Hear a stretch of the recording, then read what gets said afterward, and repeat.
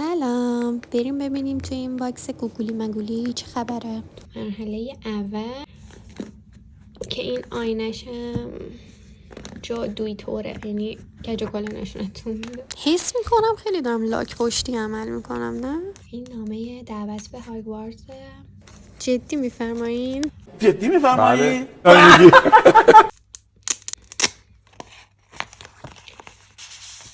چی داره توش؟ این نامه هیچ چیز خاصی نداره، همینجور که میبینید فقط دکوریه.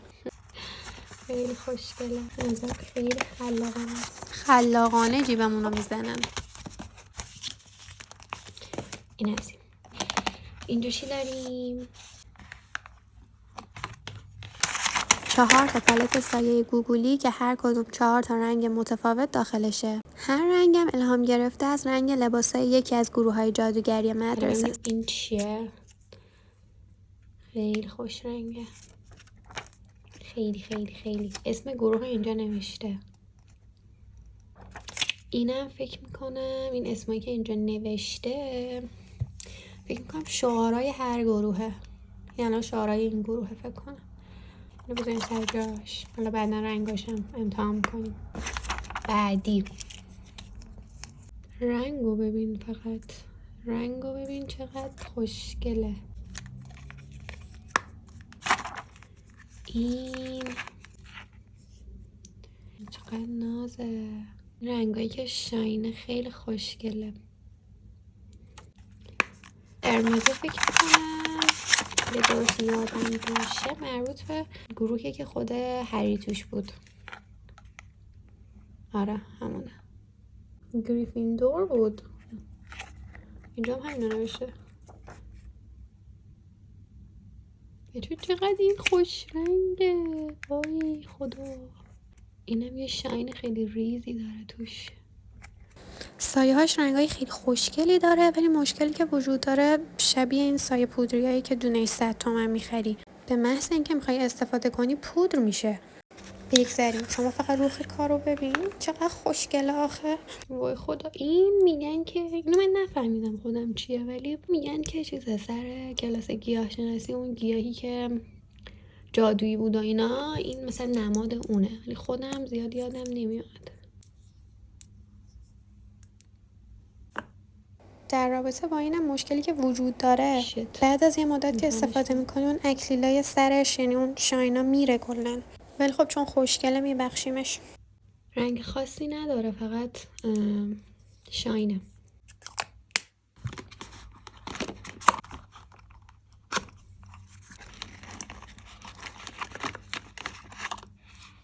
آقا اسم اینا چی بود؟ میگن دیگ دیگه، فکر کنم بهش میگن دیگ، اگه اشتباه میکنم بگید. اینم فکر میکنم همون حالت بالم باشه. آره خیلی جلیه، خیلی بامزه است. روش خط افتاد اینجوری کردم. بابت صداهای بیرون معذرت. همسایه بغلی ما داره ساختمون میسازه، دیوونمون کرده.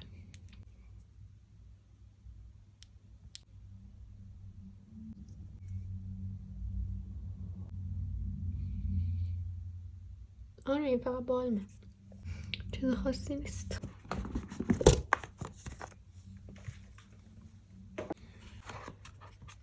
آیتم بعدی، این از بغلم که ببینین شبیه یه کتابه. بعدش دیگه حالا توشو واکنیم ببینیم چی داره. به این خوشگلی خدایا، قشنگ میدونن چجوری باید با روح و روان ما بازی کنن. اینا اسم معجوناست که اینجا نوشته. بریم معجون اولا نگاه کنیم. البته بیشتر شبیه آمپوله تا معجون. این یه شاین خیلی خوشگلی داره.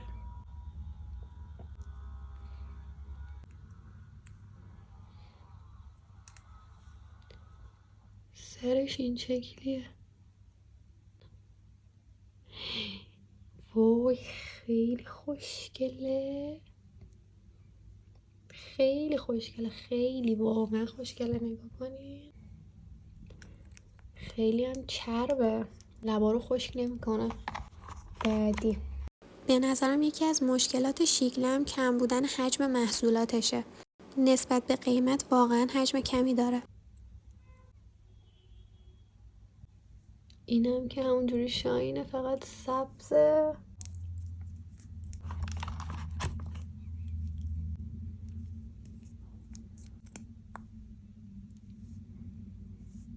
اینجا هم تا کنیم. ای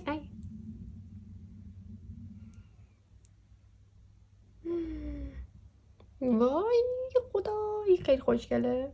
این فیوریت هم شد. بذار یه بزنم. 2000 years later.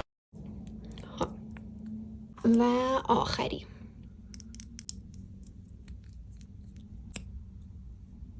همینطور که میبینید اصلا قصد نداره زوم کنم، قصد نداره دیگه، چیکارش کنم؟ بنفشه.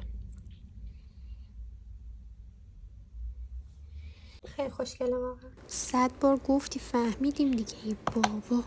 فقط کاش توی این پک به جای اینکه همه رو بالم لب یا مثلا لیپ گلاس بذارن، مثلا رژ لبم میذاشتن یه دونه. این آخرین آیتمه. ای گفتین این چیه؟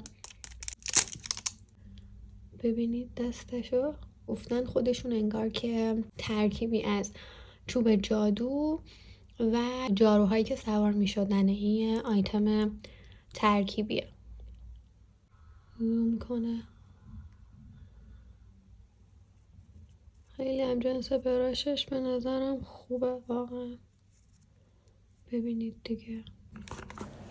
راستش الان که دارم ویدیومو نگاه میکنم فکر میکنم من همون حرف نزنم تو ویدیو خیلی بهتره، چون یه جوری شبیه جنازه ها دارم حرف میزنم، شبیه کسایی که نون نخوردن.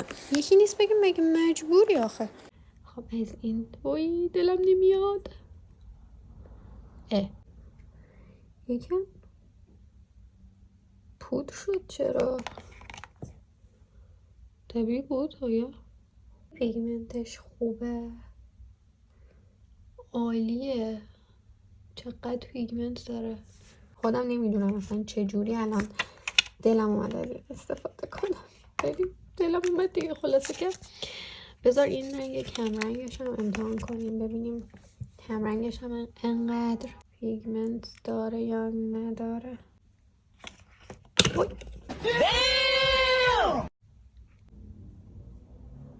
خب این کلا انگار رنگ نداره. یه بار دیگه اینجا.